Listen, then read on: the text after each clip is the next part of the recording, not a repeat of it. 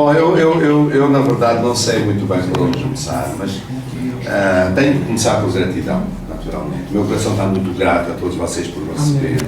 À família do pastor Paulo Nunes, a esposa, as meninas lindas, que está a tratar ali, por nos receberem, por nos darem a oportunidade de partilhar a palavra, por nos terem recebido em vossa casa.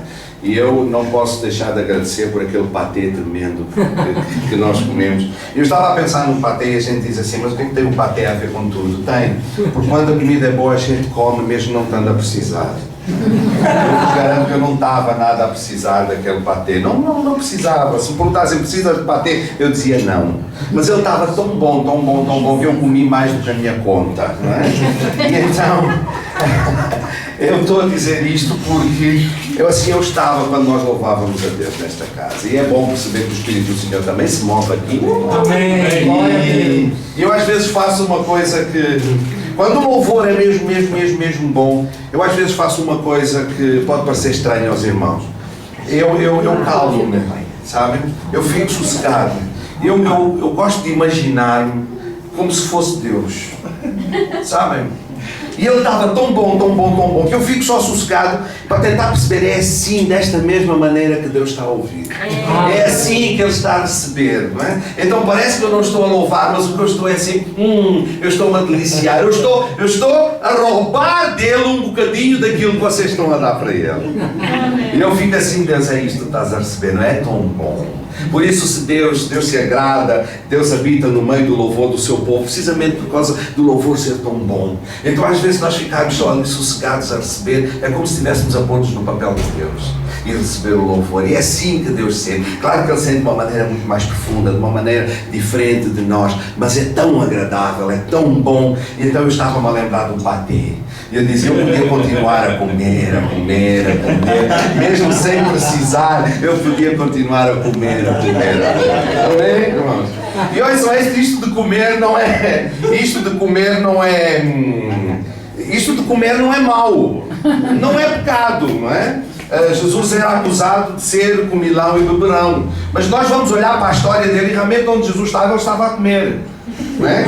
Ele entrava, ele partia o pão, ele comia, ele ia à casa do fariseu, comia, ia à casa do Mateus, comia, ele chegou junto quando apareceu, comeu, ele apareceu depois da ressurreição, preparou o pequeno almoço. Jesus estava sempre a comer, sempre ele celebrou a ceia. Então, leiam a Bíblia, leiam os Evangelhos. Jesus está sempre a comer, ok? Sempre. Ele não engordava como eu e o Paulo, não sei, né? A gente não sabe, mas ele comia com gosto, porque Jesus sabia daquilo que era bom. Amém? Jesus sabia daquilo que era bom. Não nos enganemos. Jesus gostava das coisas boas nesta vida, sabe? Amém, verdade. E quando eu digo isto, Jesus gostava das coisas boas da vida, Jesus gostava de nós. Aleluia! Amém? Jesus gostava e gosta tremendamente de nós. Quando eu digo ele gostava das coisas boas da vida, e nós dizemos assim, nós não prestamos, nós, fraco homem que eu sou, mas ele diz que nós somos pérolas de grande valor. Amém? Ele comprou-nos por um preço muito caro, muito elevado, não é? Então é como se nós fôssemos um patê mais do que especial para ele. Irmãos, enquanto eu preparei naturalmente esta mensagem, eu há bocado orava e buscava o Senhor, dizia, Deus, eu tenho esta mensagem que tu puseste no meu coração, que eu preparei com o maior dos empenhos, mas se tu quiseres seguir outro caminho, se tu quiseres trazer outra palavra, aquilo que tu quiseres é aquilo que nós vamos fazer, Senhor. E então isto é uma série de mensagens que nós temos estado aqui a falar sobre a fé, e realmente nós vamos estar aqui no capítulo 11 de Hebreus. Mas uma coisa o Senhor disse no meu coração, enquanto nós estávamos a louvar, enquanto tudo isto estava a acontecer, havia uma coisa que havia no meu coração. Ouçam, sem fé é verdadeiramente impossível amar a Deus. Nós somos chamados a ter fé para nos aproximarmos deles. Mas a grande fé, irmãos, não é aquela que nós temos nele. A grande fé, irmãos, é aquela que Ele tem em nós. Aleluia. E nós nunca pensamos nisso. Nós nunca pensamos nisso. Ele escolheu-nos para sermos cooperadores da obra. Ok? Ele escolheu-nos para sermos ministros da reconciliação. A fé que Deus tem em nós é muito maior do que a fé que nós temos nele.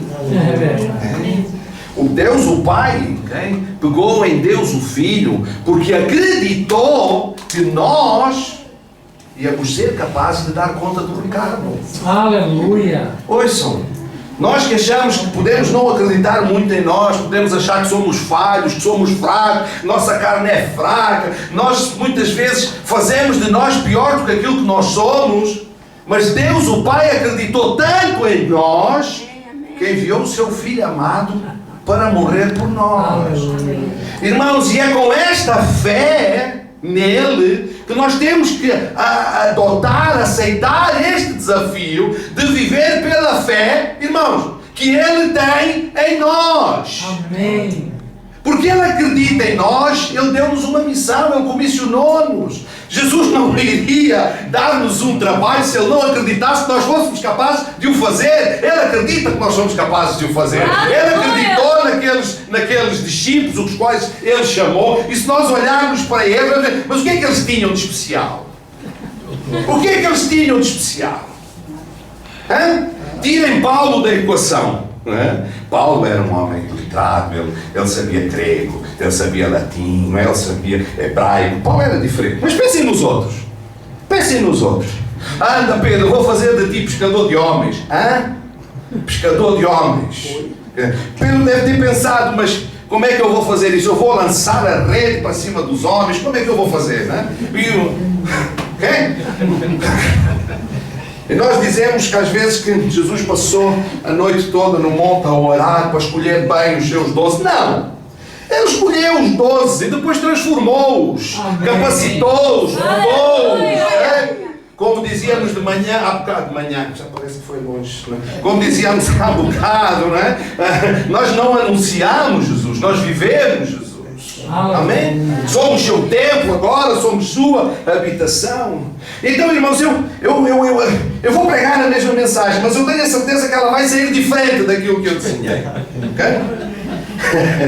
Porque eu ia pregar sobre a necessidade de nós termos fé nele, mas eu percebo que Deus quer que eu diga à igreja que ele tem fé em nós. Aleluia. Significa que nós fomos chamados para fazer a sua obra, okay? E significa que ele nos irá capacitar, se já não está capacitado, para nós sermos capazes de andarmos em fé, cumprindo com aquilo que ele nos mandou fazer, e ele vai cooperar conosco, trazendo à realidade, trazendo à existência tudo aquilo que ele quer que a gente faça. Porque essas boas obras foi ele que preparou para nós andarmos nelas. Portanto, as obras são dele. O que é que nós fazemos? Caminhamos nas obras que ele preparou. É como se ele tivesse preparado um caminho para nós caminharmos, mas quem preparou o caminho foi ele, quem dá o passo somos nós, mas o caminho é dele. Amém, irmãos? Amém. Então, se os irmãos têm Bíblia, podem abrir em 1 Coríntios 12, versículos 4 a 11. E diz assim: ora, há diversidade de dons, mas o Espírito é o mesmo. E há diversidade de ministérios, mas o Senhor é o mesmo. E há diversidade de operações, mas é o mesmo Deus que opera tudo em todos. Mas a manifestação do Espírito é dada a cada um para o que for útil. Digam comigo. Para o que for útil. Para o que for útil. Bom, então, o que quer que seja que Deus dá, é porque aquilo tem uma utilidade. Amém. É ou não é? Amém. Portanto, não é à toa, não é para prazer pessoal, não é para gozo pessoal, não é para manifestação da nossa espiritualidade. Veja como eu falo em línguas, como eu profetizo, veja como eu sou espiritual. Não! Deus dá para o que for útil. Não se esqueçam. Porque a um, pelo Espírito, é dada a sabedoria, a palavra da sabedoria para quê? Para que seja útil. E ao outro, pelo mesmo Espírito, a palavra da ciência para quê? Para que seja útil. E ao outro, pelo mesmo Espírito, a fé para quê? Para ser útil. E ao outro, pelo mesmo Espírito, os dons de curar. Para quê? Ok, se alguém estiver doente, para que serve o dom de curar? Para curar, não é? Se a pessoa estiver sã, é preciso manifestar o dom de curar. Estás doente? Não. Pum, agora já estás. Não é assim que funciona, pois não, irmão? Se está curado, se não está doente, se não precisa, não é útil. Amém, irmão? Amém. Irmã, está boa, estou ótima. Não, tem mesmo a certeza que está boa? Tenho. De certeza que não lhe dói nada? Não. É que o meu dom é de imposição de mãos para curar, irmã. Esteja doente, por favor. Amém. E o outro dom da operação de maravilhas. Para o que for, útil. E a outra profecia. Oh, irmã, profetiza aí na vida desse. Então profetiza em nome de quem? Do meu, do seu, de quem? Os irmãos sabem para o que é que eu estou a falar. Aleluia. E o outro a profecia. E outro o dom de discernir os espíritos. E a outra a variedade de línguas. E a outra a interpretação de línguas. Mas um só e o mesmo Espírito opera todas estas coisas, repartindo particularmente a cada um como quer. Bom, irmãos, existe uma razão pela qual o Espírito é dado em função da utilidade. Deus tem um plano. Quando Deus deu dons de cura, é porque quer que as pessoas sejam curadas. Pelas suas pisaduras nós fomos sarados, ok? Mas aquilo que eu me quero centrar é precisamente no dom da fé. Que fé é esta? É a fé que salva? Ou a fé que permite a operação de coisas tremendas em nome de Deus? É essa fé. Não estamos a falar da fé que salva só. Okay? Há um dom, não é, do Espírito que é dado a cada um consoante a utilidade, e esse dom que vem aqui referido é o dom da fé. Eu pergunto, qual é a sua utilidade? Para que ele serve? Irmãos, algumas traduções, quando dizem para o que for útil, algumas traduções dizem para o bem comum. Amém? Amém. Ou seja, o dom, a utilização do dom, ela tem que ser útil, tem que cumprir com um propósito, ok? E esse propósito é para o bem comum. Bom, isso está refletido em Efésios 4:12 assim: querendo o aperfeiçoamento dos santos para a obra do ministério. Para o quê, irmãos? Obra do ministério. Okay? É para a obra do pastor Nelson? Não. É para a obra do pastor Paulo? Não. É para a obra, seja de pastor for? Não. É para a obra do ministério. Ministério de quem? De Jesus. Ministério de Deus. É para o plano de Deus. Deus tem um plano que cumpriu na vida de Jesus Cristo, que é a salvação de todos aqueles que creem. Esse é o seu ministério. Então ele deu dons à igreja. Okay? Deu dons ao corpo. Para quê? Para a edificação do corpo. Para que todos nós cresçamos até a plenitude da fé. Okay? Até nos tornemos cada vez mais parecidos com Jesus. E o seu ministério que foi dado a nós é o ministério da reconciliação. Amém? Portanto, o nosso trabalho, Deus fez uma coisa em Jesus Cristo que mais ninguém podia fazer. O homem estava separado de Deus por causa do seu pecado, e Deus pegou em Jesus e criou uma ponte, um caminho vivo, okay, para Deus. Jesus Cristo é o caminho, a verdade e a vida. Mas qual é o caminho para Jesus? Qual é o caminho para Jesus? És tu e eu. O caminho para Jesus és tu e eu. Amém? Não são os anjos. Não é mais ninguém. O caminho para Deus é Jesus. Mas o caminho para Jesus somos nós. A Bíblia diz que Deus estava em Cristo reconciliando consigo o mundo e fez de nós ministros da reconciliação. Aquilo que Jesus Cristo veio fazer reconciliando-nos com o Pai, nós agora fazemos reconciliando o mundo com Jesus. E quem aceita Jesus como seu Salvador pessoal, então tem o acesso ao Pai. Então, irmãos, todos estes dons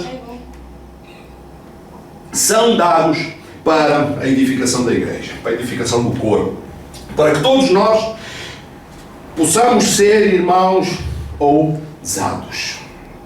Nós vamos chamar, eu tenho pregado, eu não sei o que é que, eu confesso que eu não sei o que é que, confesso que não sei o que é que Deus vai querer que a gente faça no nosso ministério, mas eu tenho sentido no meu coração, e diversas vezes eu tenho pregado sobre a necessidade da Igreja de Jesus Cristo ser perigosa. Perigosa. Quando Jesus diz: as portas do inferno não prevalecerão contra a minha igreja, irmãos, as portas estão fixas, paradas. Então elas não prevalecem, porquê? Porque a igreja se move em direção a quê? Às portas. E são as portas de quem? De casa? Da igreja? Não, são as portas do inferno. E quando nós, a igreja, se desloca em direção às portas do inferno, o que é que vai acontecer às portas do inferno? Elas vão cair. Sabem porquê que as portas do inferno ainda não caíram? Porque o crente ainda não se dirigiu às portas do inferno. Aleluia. Sabe uma coisa tremenda que acontece com o crente, irmãos? Eu há uns tempos atrás estava numa reunião de pastores de algumas das grandes igrejas, maiores igrejas. Quando eu digo grandes e maiores, digo em número de pessoas. Okay? Nós não pertencemos a essa Riverside, não pertence, apesar de ser uma igreja relativamente grande, ali em Cascais.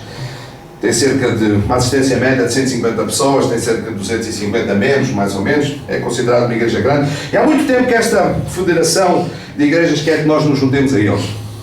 Então eles fizeram um seminário e convidaram-nos. E o tema do seminário é: porquê que a igreja não cresce? Porquê que o ano passado a Aliança Evangélica disse que 200 igrejas fecharam as suas portas? E porquê que estão previstas que este ano outras 200 fechem as suas portas? E estas grandes igrejas de Portugal reuniram-se para debater este assunto. Eu lembro-me que nós estávamos à mesa a conversar e eu estava a falar com um colega pastor. E eu perguntava: quantos amigos é que tu tens no mundo? Ele disse: 2, 3. Quantos tinhas antes de converter? Eram todos. O que é que acontece, irmãos, quando a gente se converte? Bom, a igreja torna-se a nossa família, nós vimos para a igreja, nós metemos-nos dentro da igreja, fechamos-nos dentro da igreja porque a família é boa, porque aqui entendem-nos, porque aqui nos perdoam, não é? Porque aqui o ambiente é santo, porque a comida é boa, não é? Porque a palavra é boa, o louvor então, ó Deus. Amém? E então o que é que acontece? Nós saímos do lugar para onde nós fomos enviados. Nós saímos do lugar para onde nós fomos enviados. Então a gente estava no mundo, não é? E então nós vimos para a igreja. E nós saímos do mundo. Irmãos, eu sei que a Bíblia diz: não ameis o mundo, nem as coisas que há no mundo. Porque se amares o mundo, o amor do Pai não está nele. Então isso às vezes é-nos pregado e a gente então sai do mundo. Sai completamente do mundo. Mas a minha Bíblia diz também que Deus amou o mundo de tal maneira que fez o quê? Que enviou o seu Filho para morrer por ele. Então, ouçam, se quem ama o mundo, o amor de Deus não está nele, então se Deus ama o mundo, o amor de Deus não está nele próprio. Então se o amor de Deus não está nele próprio, ele não pode andar no mundo. Peraí. Então de que mundo é que nós estamos a falar, irmãos? Nós não amamos o sistema do mundo, as leis do mundo, os prazeres do mundo, mas nós amamos quem vive no mundo. E se nós nos afastarmos do mundo, das pessoas do mundo, nós estamos-nos a afastar das portas do inferno, em vez de nos dirigirmos para elas para as derrubar. Amém, irmão? Pois houve um tempo da vida da igreja em que a igreja era corajosa, em que a igreja era poderosa, em que a igreja era desafiadora, em que a igreja era tremenda, em que a igreja não tinha medo. E não estou a falar da igreja do Novo Testamento no tempo de Jesus, nas perseguições, nos primeiros mártires. Não, estou a falar há muito tempo atrás. Se nós lermos Hebreus 11, ela fala-nos de um rapaz chamado Abel, de um Enoque, de um Noé, de um Abraão, de uma Sara, de um Isaac, de um Jacó, de José, de Moisés, Josué, Raabe, Gideão, Baraque, Sansão, Jefté, Samuel, David e os profetas. É assim que está escrito. E diz que estes rapazes eram, e raparigas, eram heróis da fé. Sabem porquê que eles eram heróis da fé? Porque eles, pela fé, diz lá, fizeram muita coisa. Eu não consigo dizer tudo corre, mas diz assim: pela fé venceram reinos, praticaram a justiça, alcançaram promessas, fecharam a boca dos leões, apagaram a força do fogo, escaparam do fio da espada, da fraqueza tiraram forças, na batalha se esforçaram, puseram em fuga os exércitos dos estranhos.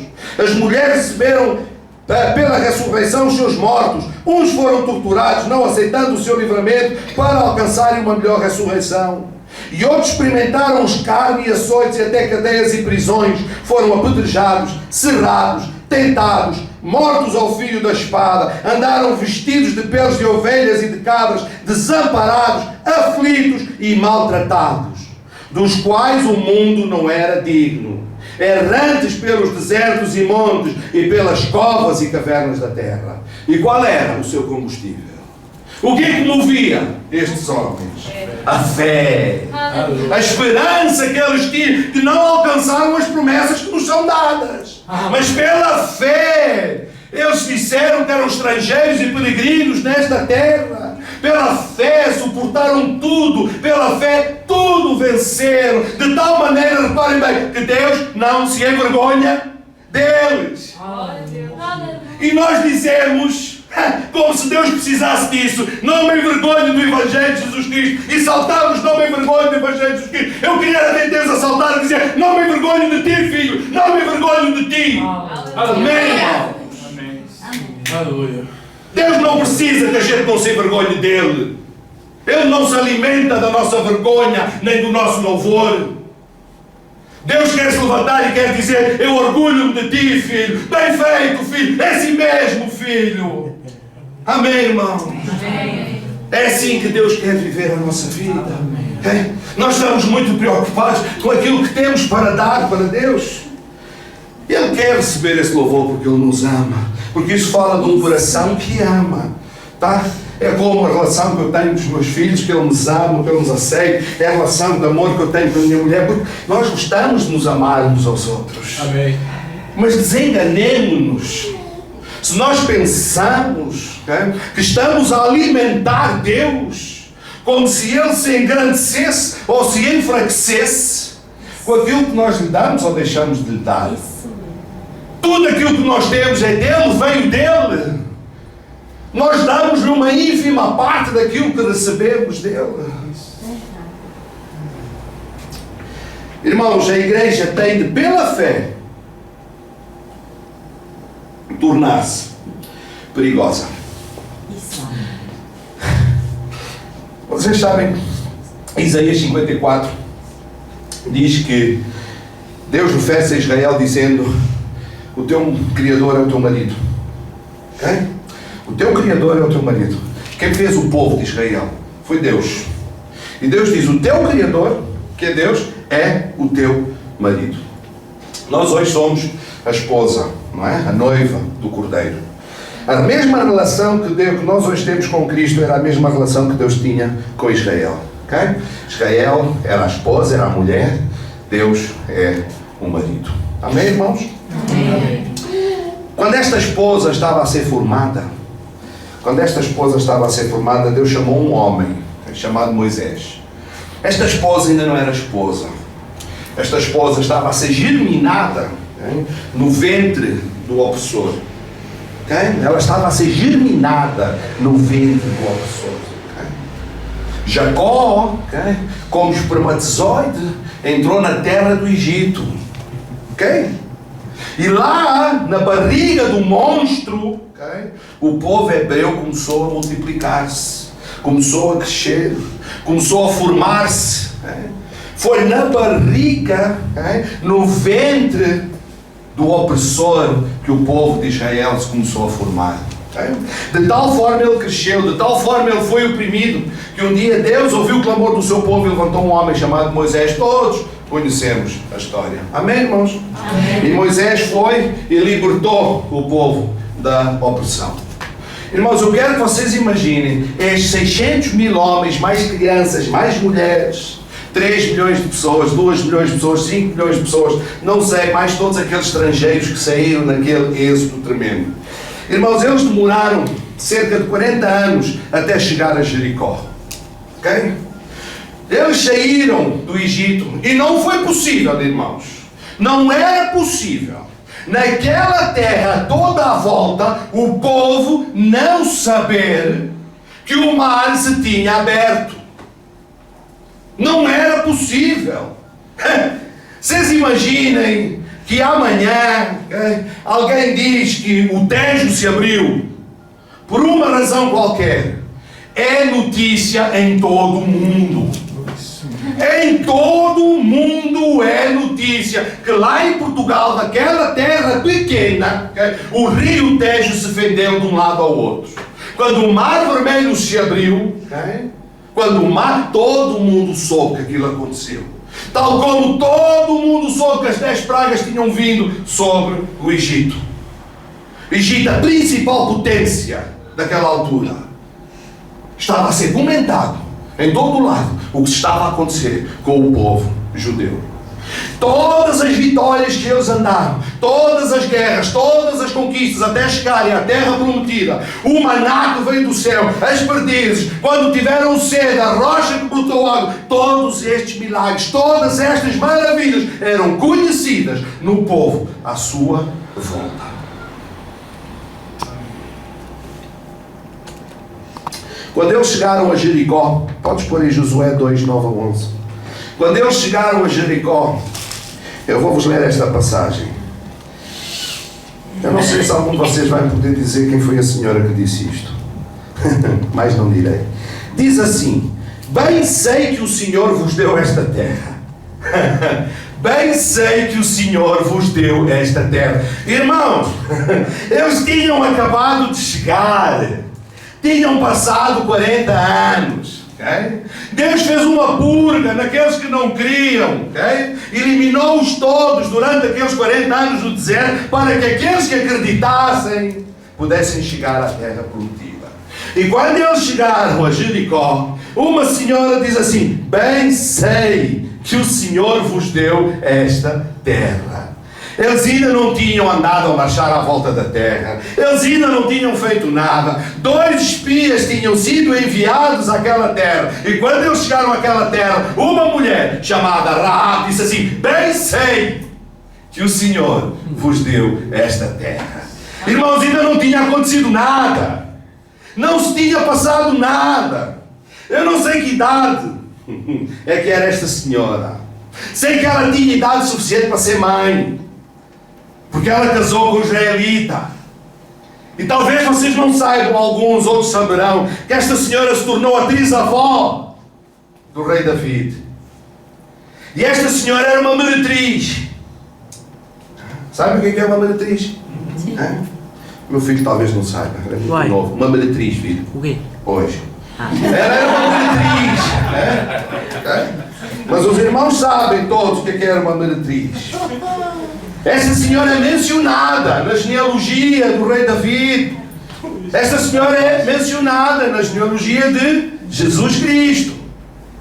Então, irmãos, eu já preguei uma mensagem sobre isto. Isto é muito interessante.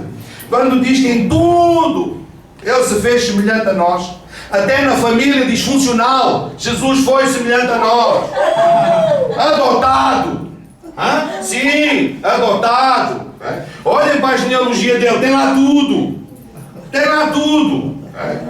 Ele sofreu, ele morreu, ele viveu como nós. A sua família era disfuncional, tal qual a nossa. Okay? Na sua família tem de tudo lá para trás. Okay? Até uma prostituta. Está lá. A gente diz: é isso conhecer a minha família. Conhece a de Jesus?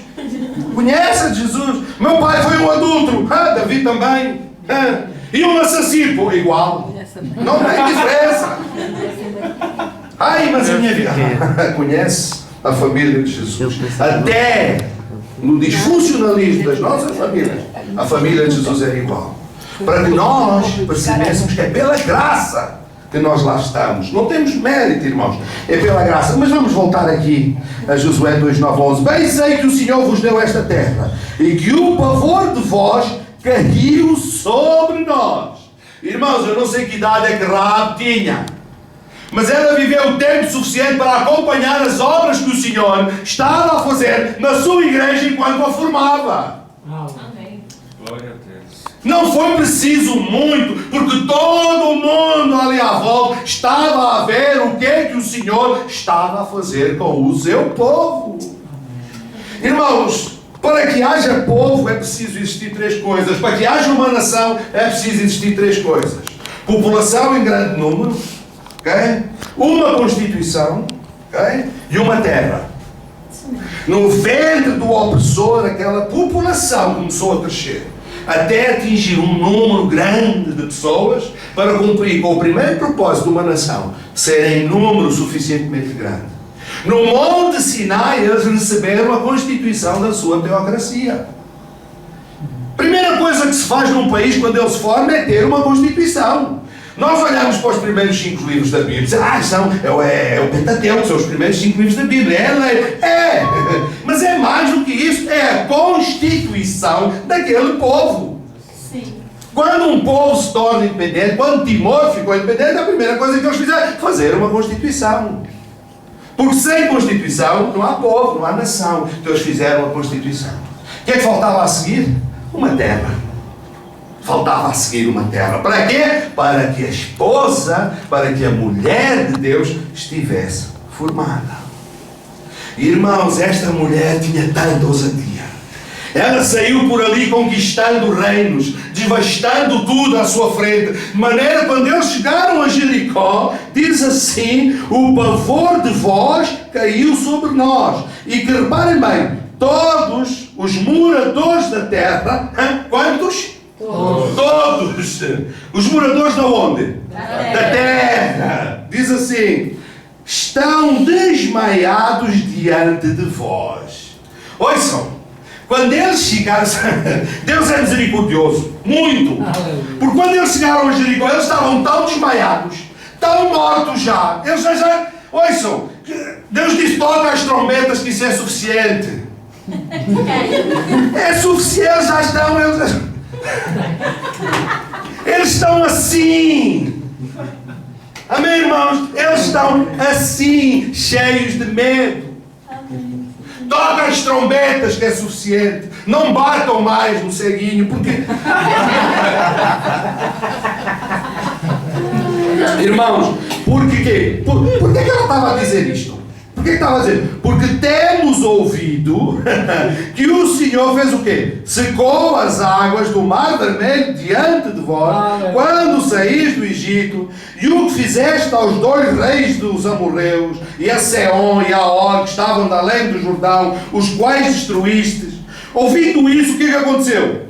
Desmaiou o nosso coração. E o que aconteceu com o povo daquela terra? Diz lá. E em mais ninguém há ânimo algum. Por quê? Por causa da vossa presença. Irmãos, tinha alguma coisa a ver com eles? Não. Está lá? Ok. Perderam. Pois o Senhor, o seu Deus, diz lá, porque o Senhor, vosso Deus, é Deus em cima nos céus e embaixo na terra. Esta mulher é uma mulher cananeia. Esta mulher não sabia quem era Deus. Esta mulher não conhecia a realidade do povo de Israel. Eles ainda não eram povo, ainda não eram nação. Mas esta mulher, pelos sinais, pelas maravilhas, por tudo aquilo que Deus estava a fazer, ele reconheceu que o Deus de Israel era Deus sobre todas as coisas, em cima da terra e embaixo nos céus. Amém, irmão? Por isso o que aconteceu? O seu ânimo desapareceu. Irmãos, a igreja, isto, Israel, é o tipo da igreja do Novo Testamento. Este é o modelo de igreja que nós temos que ser.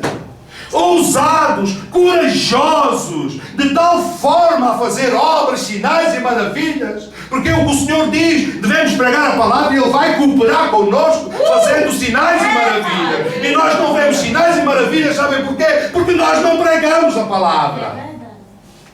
Nós pregamos a palavra dentro da igreja, para crente. Amém? Bem, tem que ser edificado. Mas depois tem que pegar nisto, e conforme nós vimos em 1 Coríntios, que estes dons e talentos que Deus deu têm que ser quê? Úteis. Amém. Aqui dentro nós estamos todos curados. Aqui dentro estamos todos sãos. Aqui dentro estamos todos libertos. Eu espero. Amém? Amém. É lá fora estão aqueles que não estão libertos, os que estão doentes. Se alguém está aqui dentro que não está liberto, que não está salvo, que não conhece o poder de Deus, que não conhece a maravilha de Deus, levanta a mão que isso acaba já. Amém. Amém? Acaba já. Em nome de Jesus. Decretamos cura, libertação, poder, descida de dons, bênçãos espirituais. Em nome de Jesus. Amém, irmãos? Amém. Porque nós somos corpo. E enquanto corpo, irmão, nós temos que ir lá fora, onde estão aqueles que precisam fazer a obra que Deus nos encomendou a fazer. Amém, irmão? Vocês sabem porque que isto estava a acontecer com Israel? Porque eles estavam debaixo de uma promessa.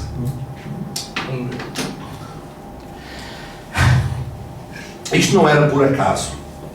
Não era obra de homens. Se eles não estivessem debaixo de uma promessa, esqueçam. Deus não conseguiu fazer as obras que estavam a fazer. Amém. Porque nós vimos quando eles desobedeciam, não é? Eles perdiam. Quando eles pilhavam onde não deviam ter pilhado, a batalha a seguir, eles perdiam. Portanto, o povo obtém graça quando está debaixo da obediência. Amém, irmãos? Então, uma das primeiras partes da nossa obediência é acreditar nas promessas que Deus tem para o seu povo. Okay? Não é só viver uma vida sem pecado, dentro da medida do possível, porque alguma vez nós vamos pecar, não é? Não é só viver uma vida de obediência e de santidade. É viver uma vida debaixo da crença de que as promessas de Deus são verdadeiras, reais e para a nossa vida. Amém. Eu não posso dizer só que, ok, que eu dentro da medida possível eu vivo em santidade, mas se eu não exerço o poder que Deus me deu através dos dons e talentos que Ele disponibilizou a cada um de nós para aquilo que for útil, para exercer o seu reino na terra. Okay? Portanto, o que é que eu estou a dizer em português? Okay? Se eu sei que alguém está doente, eu tenho que fazer a oração da fé para que essa pessoa seja curada. Se eu sei que alguém está preso, então eu tenho que fazer a oração da fé para a libertação. Eu não posso só dizer, não, eu estou bem. Eu estou bem, eu estou livre, estou bem aqui, né? Quanto ao resto, não é? Eu já não tenho nada a ver com isso. Nós não podemos dizer como Caim, por acaso sou guardador do meu irmão. És guardador do teu irmão. Porque enquanto o corpo, não é? És guardador e protetor de toda a parte do corpo, e a perna não pode ir lá para fora e a outra perna ficar cá. Os brasileiros, não há brasileiros nesta igreja? Tem um dito muito interessante que é: não se consegue atravessar um rio com um pé em cada canoa, não é? Vai acabar por cair, não é? Também se diz que lá, como é que é, Rio de Piranhas, a carena anda de costas, não é? Mas isso não se aplica aqui, não é metáfora, era só porque era giro, não é? Mas irmãos, eu estava a dizer que tudo isto era possível porque eles viviam debaixo de uma promessa. Eles viviam debaixo de uma promessa. Podes pôr aí Gênesis 22:17, por favor? Diz assim: que deveras te abençoarei e grandissimamente multiplicarei a tua semente como as estrelas dos céus e como a areia que está na praia do mar. E para aí, ok? Se tem lá mais alguma coisa, tira. Isso. Podes tirar tudo. Diz assim: que deveras te abençoarei e grandissimamente multiplicarei a tua semente e como as estrelas do céu e como a areia que está no mar. Amém? Então, irmão, há aqui uma promessa muito interessante. Todos nós conhecemos esta promessa. Abraão, pai da fé, okay? Porque ele obedeceu, não é? Todos nós sabemos o que é que aconteceu. Deus deu-lhe uma promessa, Isaac, não é? Em ti serão benditas todas as gerações e todas as famílias da terra. Em Isaac, okay? Sendo ele já entrado de dias, estéril, e a sua mulher também não podiam ter filhos. Então Deus cumpriu, portanto, com a sua promessa, okay? Quando Sara tentou ajudar Deus a cumprir com a promessa, fez asneira, não é? Mas quando realmente Deus cumpriu a sua promessa, é muito interessante que algum tempo depois Deus pediu a promessa de volta. Olha, aquilo que eu te prometi, que era a tua descendência ser tão grande como as estrelas do céu e a areia do mar, agora dá cá de volta. Pega nele e dá-me em sacrifício. Bom, nós, se lemos a Bíblia, sabemos que em Hebreus 11, né, Abraão sabia que Deus era mais que poderoso para o devolver dos mortos. Ok? Nós sabemos isso. Okay? Bom, mas mesmo assim, Ele agiu com fé e ele vai sacrificar, dispõe-se a devolver aquilo que Deus tinha prometido, entregando de volta Isaac a Deus. Isto é muito importante. Então, quando nós lemos esta passagem, nós vemos, olha a promessa, de veras te abençoarei grandissimamente. Promessa de Abraão, okay? Suprimento, riqueza, longevidade, perfeito. Mas depois, a última parte do versículo diz assim: e a tua semente possuirá as portas dos teus inimigos. Irmãos, eu sou aquele tipo de pessoas que lê a Bíblia e que é agarrado nas passagens que muitos leem a correr. Normalmente fica agarrado assim a coisas assim. O que é que isto significa? A tua semente, a tua descendência possuirá a porta dos teus inimigos. Irmãos, se nós temos que ir até aquele tempo. Não havia cidade, okay, que crescesse que não fosse morada. Tinha que ter uma muralha. Okay? Porque se não tivesse uma muralha, era facilmente saqueada. Então tinha que ter uma muralha. A primeira coisa que se fazia era murar, portanto, a cidade, para proteger dos bandidos, das pilhagens, das conquistas dos outros exércitos. Murava-se, não é? Então a muralha tentava ser o quê? O mais forte possível. Mas havia um lugar daquela muralha que era frágil. Era o lugar mais frágil daquela muralha, que era o quê? Eram as portas da cidade. Por algum lado, não é? As pessoas tinham que entrar e sair. Sabe? À noite, o que é que eles faziam? Fechavam as portas da cidade, para quem estava dentro da cidade ficar protegido. Então, quando aquilo crescia depois, o que é que acontecia? A cidade, para crescer, crescia fora, porque lá dentro já estava sobrelotada. Então era nas portas da cidade que as coisas aconteciam. Então, quando o príncipe, o rei daquela cidade, mandava um edito a dizer: Pastor Paulo Nunes foi promovido a bispo, então, né, vinha lá o cartaz, e era nas portas da cidade, não é? Que aquilo vinha anunciado. Onde é que era feito o comércio? Nas portas da cidade. Então as portas da cidade eram o lugar mais importante, era onde a vida daquela cidade acontecia. Okay? Tudo andava à volta das portas da cidade. Os éditos, tudo estava colocado nas portas da cidade. Okay? Era um lugar muito importante. Então é interessante, quando as portas da cidade caíam, o que é que acontecia à cidade a seguir? Caía também. Quando alguém conseguia tomar as portas da cidade, em termos militares é isso que significa: eu vou tomar as portas da cidade. Quando eu ganhei as portas da cidade, então a seguir eu tomei a cidade. Por isso é que quando nós vemos nos filmes, eles utilizam aquelas coisas, aqueles paus compridos, e vão a correr e tentam pôr fogo à porta ou deitar a porta abaixo, porque uma vez a porta cedendo, eles entram pela porta da cidade e conquistam a cidade. Então há uma promessa. Por causa da obediência de Abraão a Deus, Deus não só disse que a sua descendência seria muito grande, né? Mas que essa descendência iria herdar a terra. Ora, uma terra que eles precisavam de quê? De conquistar. Eles precisavam de a conquistar. Ela não estava lá de mãos beijadas. Eles precisavam de conquistar. Então Deus, por causa da obediência de Abraão, diz: a tua semente fará o quê? Possuirá a porta dos seus inimigos.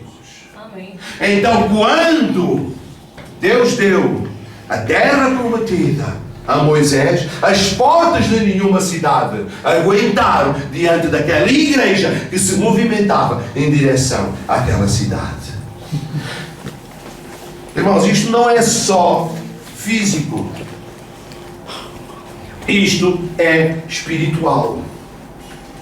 Todo o Antigo Testamento, todas as histórias do Antigo Testamento são de alguma forma tipos, sombras daquilo que é a igreja do Novo Testamento.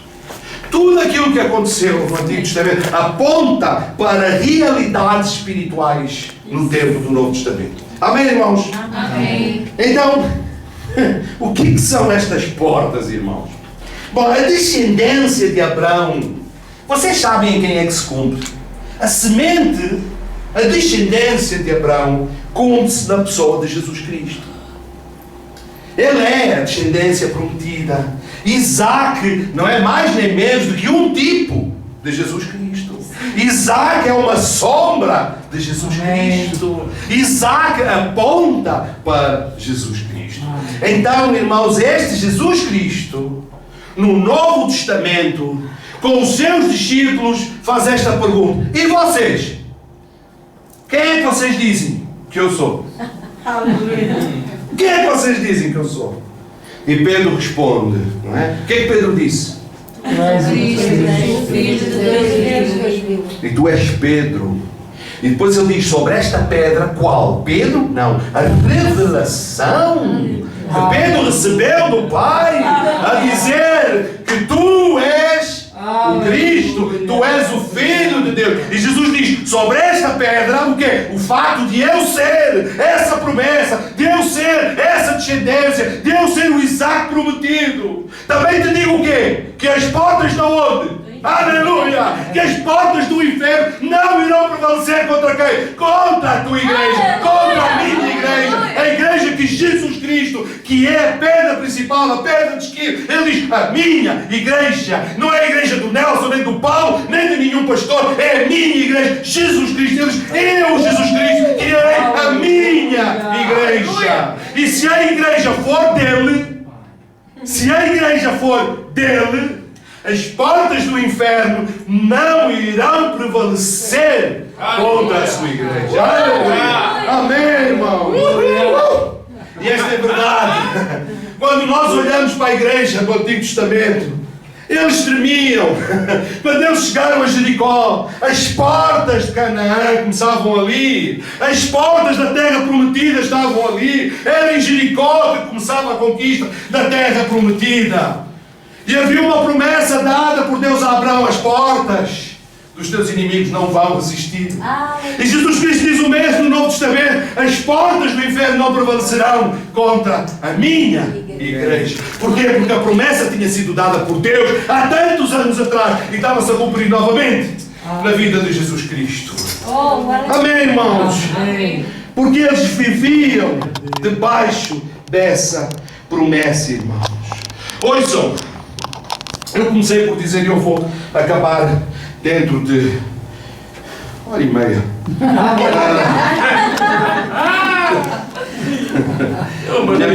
E quando eu digo que eu vou acabar, já pode esperar mais meia hora.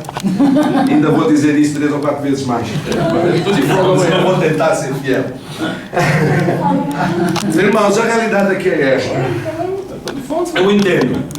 Eu entendo porque Deus mudou aqui um pouco o twist, fez aqui uma alteração. E a importância desta senhora, desta Raab. Irmãos, a igreja, tal como Israel nos tempos de Israel era adúltera, nós vemos no livro de Oséias, não é? Que é uma metáfora daquilo que era a relação de Deus, portanto, com a sua igreja, Oséias com a sua mulher, Gomer. Assim é muitas vezes a relação de Jesus Cristo com a sua igreja. A igreja muitas vezes é adúltera, a igreja muitas vezes é idólatra. A igreja ama muitas vezes mais a igreja do que Jesus. A igreja ama mais o louvor pelo louvor, do que quem recebe o louvor.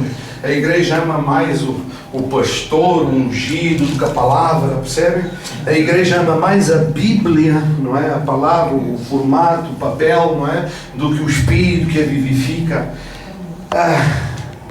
Isso às vezes é verdade, irmãos. E nós porque somos frágeis, e porque Deus realmente... E reparem bem, Deus não se importou que nós fôssemos frágeis. Ele pegou em tesouro maravilhoso, que é o Espírito Santo, e colocou em vasos de barro. Ele não está muito preocupado com a nossa fortaleza, nem com a nossa fragilidade. Porque Ele quer nos fazer acreditar que a nossa força depende dEle. Então, irmãos, às vezes nós podemos ter um espírito de Raab. Um espírito de não ser 100% fiel àquilo que Deus promete. Um espírito de não ser 100% crente naquilo que Deus afirma. Nós acreditamos em Deus, nós queremos que Ele existe, mas achamos que Há certas coisas que só acontecem aos ungidos, aos especiais, a algum grupo de pessoas que nós não somos dignos, nós não somos especialmente dignos, nós não somos dignos, mas nós achamos que ainda somos menos dignos do que isso, percebem? Okay? Mas pior, então sou eu, percebem? Há assim então eu estou abaixo disso, não é? Eu lembro-me minha mulher, é engraçado que ela descobriu um personagem brasileiro que eu já ouço há muito tempo, chamado Gabriel o Pensador, e ela descobriu depois de ter casado comigo. E eu gosto muito desse personagem, gostava que ele se convertesse, porque aquele homem convertido ia fazer músicas de Deus. É de Deus. Amém. Então, é de Deus. Ele diz: o meu sonho é viver numa favela. Ele tem uma música que diz: o meu sonho é viver numa favela. Porque ele está a retratar a vida de alguém que é tão má ainda, tão pior, tão mera, que viver numa favela é um sonho. Estão a ver?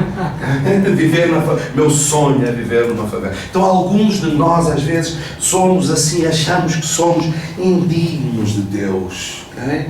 E não fazemos, não agimos, não atuamos, não nos movemos, porque achamos que Deus não ia usar alguém tão mau, alguém tão fraco, alguém tão desprezível como nós. Okay? Dizemos assim: soubesse da minha vida, o que eu fiz, o que eu tenho feito. Irmãos, quando Raabe foi chamada, para permitir que as portas da cidade fossem conquistadas, irmãos, eu quero que vocês tenham noção de uma coisa. Raabe estava na porta entre a conquista da terra prometida ou a derrota da terra prometida. O trabalho de Deus estava nas mãos de uma prostituta. Irmãos, o trabalho de Deus para a entrada da terra prometida estava nas mãos de uma prostituta. Portanto, eu não sei como é que é a tua vida, okay? Não sei que pecado cometeste, não sei como é que viveste, não ouçam, nem quero saber. A única coisa que eu sei é que Deus acredita em ti. Deus acredita em ti. E Ele acredita de tal forma em ti que Ele quer te usar. Ele quer usar, Ele quer pegar em ti, pôr-te a caminhar no caminho que Jesus Cristo preparou para ti. Amém. E glorificar-se nas obras que tu vais fazer em nome dEle. Amém. Portanto, não importa onde estiveste, não importa o poço, não importa a profundidade, não importa o que tens vivido, o que tens sofrido, nada importa nas tuas mãos, porque a única coisa que importa é quando Deus tocar a tua vida, quando Ele te capacitar. Então não há muralhas de Jericó que alguma vez irão impedir o trabalho de Deus na tua vida. Amém, irmão? Aleluia. E então, as portas desta cidade estavam nas mãos de uma meretriz. E aquilo, irmãos, que eu quero dar aos irmãos, aquilo que eu gostava que ficasse na nossa mente, é que a igreja hoje tem que seguir o exemplo da igreja conquistadora do Antigo Testamento. Nós temos que ser um perigo. Nós temos que ser perigosos. Eles têm que temer diante de nós. Eles têm que fugir. Vai ali um crente. Vai ali um crente. A gente diz: eu sou crente em nome de Jesus. Eu tenho Jesus na minha vida. Eu me levanto em nome de Jesus. Eu prego o Evangelho. Eu anuncio a coisa. Ali vem um crente. Cala-te, fala baixo. Não diga assim: está ali um crente. Amém, irmãos? Não diga essas neiras que ele é crente. Estou a ver, estás no mundo, estás na tua empresa, estás a trabalhar, 20 pessoas no teu open space e alguém diz: mas ele é crente. Amém? Respeita. Ele é crente. Pode estar a tentar alguma coisa contra o teu Deus, que sejam supersticiosos, que ele é crente. Amém, irmãos? O mundo deve temer a aproximação da igreja. Ele deve desejar aquilo que nós temos. Okay? Nós devemos ser capazes de dar os nossos testemunhos lá fora. Cá dentro sim, mas lá fora. Onde o mundo está, onde as portas do inferno estão. Amém, irmãos? E Jesus Cristo vai vai usar cada meretriz, cada fraco, cada impotente, cada incapaz, cada pessoa sem mérito, ok? Porque Ele põe o seu espírito, o seu maior tesouro, ok? Em vasos de barro. Amém, irmãos? Quando eu gosto de pensar às vezes um bocadinho ao contrário. Quando eu leio a parábola do negociante de pérolas, não é? Eu não sei se muitos leem a parábola desta maneira como eu, mas diz que um negociante de pérolas saiu à procura de pérolas, fazer negócio com pérolas. Do meu ponto de vista, o negociador de pérolas é Deus. É Deus. Ele saiu à procura de pérolas. E depois ele encontrou uma pérola de grande valor. E essa pérola és tu e eu. E ele olhou e disse: eu quero esta pérola para mim. E ele disse: eu vou fazer uma coisa. Eu vou vender tudo o que tenho. Vou vender tudo o que tenho. E quando ele diz vai vender tudo o que tenho, sabem quem é? Jesus Cristo. Amém? Ele diz: eu vou vender tudo o que tenho, porque eu quero esta pérola de grande valor para mim. E Deus vendeu tudo aquilo que tinha. Vendeu o seu Filho, entregou-o para quê? Para ter a cada um de nós, que somos as pérolas de grande valor para Ele. Amém, irmãos? E deixem eu vou... Eu digo, eu vou terminar. Aleluia. Oh, glória a Deus. Tu és bom, Deus. Aleluia. Irmãos, vocês sabem como é que se forma uma pérola? Se tu estás magoado, se alguma coisa te magoou, deixa-me dizer, é assim que se forma uma pérola. Tu tens a ostra, não é? Lá dentro entra uma pequena pedra. A pedra dentro da ostra, sabes o que é que faz? Vai ferir a carne da ostra. Então a ostra começa a fazer o quê? Para se proteger, começa a segregar aquele líquido que vai solidificando e passado o tempo deu origem a uma pérola. Irmãos, se não foste ferido, se não sofreste, se não passaste por dificuldade, se não choraste, ok? Então não tens potencial de ser pérola. Mas se choraste, se sofreste, se padeceste, se viveste as amarguras, se estiveste no fundo do poço, então estás lá, preparado para ser uma pérola. Amém, irmão? E Jesus Cristo entregou a sua vida para que o Pai ficasse com estas pérolas todas. Amém, irmão? Deus confia em ti. Deus aceita. Deus quer-te. Amém? Deus ama-te. Deus te entregou a si mesmo por ti e por mim. Amém? Então, irmãos, não nos vamos fazer pior. Não vamos olhar para nós de uma maneira que Deus não olha. Amém, irmãos? Amém. Amém. Glória a Deus. Aleluia. Vamos baixar as nossas cabeças. Vamos orar.